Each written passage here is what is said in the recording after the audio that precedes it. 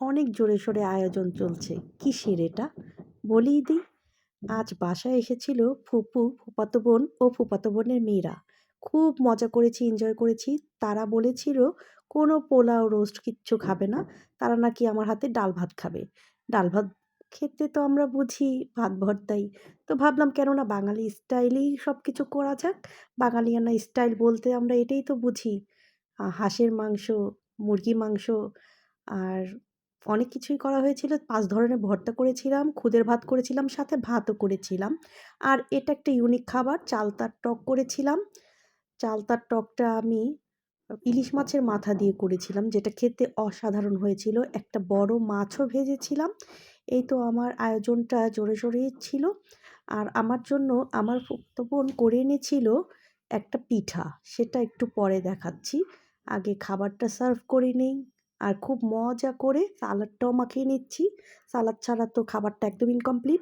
এত কিছু খাওয়ার পর চা খাবো না, এটা কি করে হয়? আর আমার জন্য এই পিঠাটা করে এনেছিল ফুপু। খুবই মজার হয়েছিল। তার হাতের এই পিঠা খেয়ে তো আমি ফ্যান হয়ে গিয়েছিলাম। আমি এই পিঠাটা খুবই বেশি ভালোবাসি। এটাও ভালোবাসি আর দুধ চিতই যেটা হয় ভিজানো সেটাও খুব ভালোবাসি। আমার জন্য পিঠাগুলো খুব ভালোবেসে রান্না করে নিয়ে এসছে। ধন্যবাদ আপনাকে ফুপু। অনেক বেশি ভালোবাসি তোমায়। তারপর তারা যাওয়ার পর আর কোনো কাজ ছিল না। ঘরে এগুলো সবকিছু গুছিয়ে রাতের খাবারের আয়োজন করে নিয়েছিলাম। রাতে যেহেতু তারা না খেয়েই চলে গিয়েছিল, জাস্ট দুপুরে খেয়েছে। সন্ধ্যায় ৮টা পর্যন্ত থেকে তারা চলে গিয়েছে। আমি এগুলো সব গুছিয়ে একটা নুডলস রান্না করে নিয়েছি। কারণ একদমই শরীরে শক্তি ছিল না। তাই ভাবলাম আমি নুডলস রান্না করি রাতের জন্য। দুপুরের যেগুলো খাওয়ার ছিল অনেকগুলোই বেঁচে গিয়েছিল। আমরা যেহেতু রাতে তেমন একটা খাই না, জাস্ট আমরা নুডলসটা দিয়েই ডিনারটা করে নিচ্ছি। রাতে সেগুলো আর খাওয়া হয়নি। যেহেতু আমরা তেমনভাবে অলওয়েজই আমরা হালকাই খাই, ডায়েটে থাকি। তো এখন বলবেন এটা আপনার ডায়েট? আসলে তা না। আ দুপুরে যেহেতু পেট ভরেই ভাত এগুলো খাওয়া হয়েছিল। খুদের ভাত, ভাত এগুলোই খেয়েছিলাম। তো তেমন একটা আর রাতে খাবার হয়নি। যেগুলো ছিল সেগুলো আমি ফ্রিজে রেখে দেন আমার অবস্থা দেখেই বুঝতে পারছেন কি একটা অবস্থা, আমার নাজেহাল অবস্থা হয়ে আছে আসলে। অনেক বেশি ক্লান্তও লাগছিল আর অনেক বেশি মানে কেমনই যেন লাগছিল আমাকে দেখতে, অনেক বিধ্বস্ত। আমি আসলে অনেক কাজ করে খেতে আসছি, একটু রেস্ট নিতে আসছি। হ্যাঁ, আমি একটু ফেসগুলো দেখাতে পারছিলাম না। কারণ কারো পারমিশন ছাড়া আমি চাই না ভিডিওটা আপলোড করতে। হয়তোবা অনেকে ক্যামেরার সামনে আসতে চায় না। তাই আমি আর সেগুলো আর ক্যাপচার করিনি। খাবারের তেমন একটা বড় একটা ভিডিও করিনি। জাস্ট আয়োজনটা দেখিয়ে দিলাম। সবাই তো আর ক্যামেরাবন্দী হতে চায় না বা ক্যামেরার সামনে আসতে চায় না।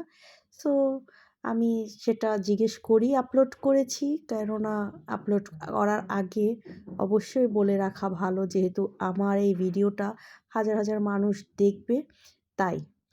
আচ্ছা, তারপর আজকের নুডলসটা কিন্তু সেই হয়েছিল সেই। এটাতে আমি চিংড়ি দিয়েছিলাম আর দিয়েছিলাম মুরগির মাংস। খুব মজার হয়েছে খেতে।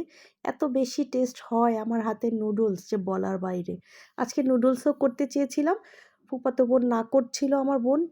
বলছিল যে না নুডলস খাবে না।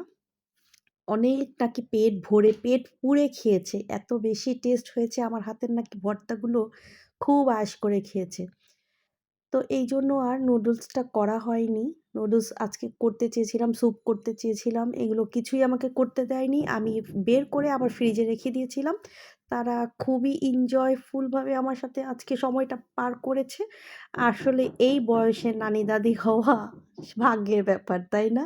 এই বয়সেই নানি-দাদি হয়ে গেলাম। এই তো।